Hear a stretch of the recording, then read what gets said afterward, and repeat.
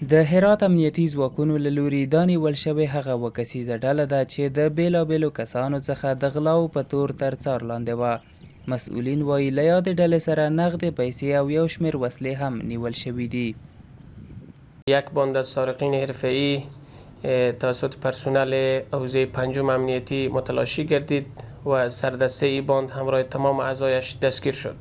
تمام تمرکز ای باند سر ساحات حوزه پنجم امنیتی بود به دلیل اینکه این ساحه یک ساحه تجارتی است. مقدار اسلحه هم بگیر آماده و پولهایی که اینا سرقت کرده بودند هم یک مقدار به دست آماده از این سارقین.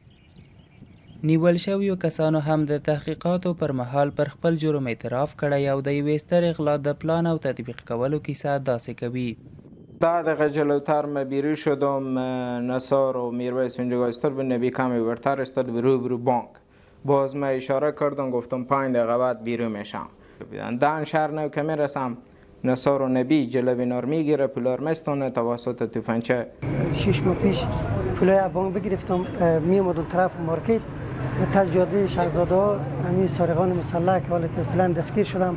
اینا جلوی ما چخ دادم به ذریعه تهدید سلاح پولا را از ما گرفتم.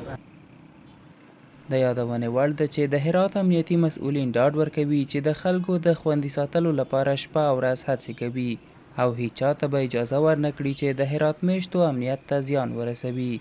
سید عالم هاشمی، هوریت رادیو، هرات.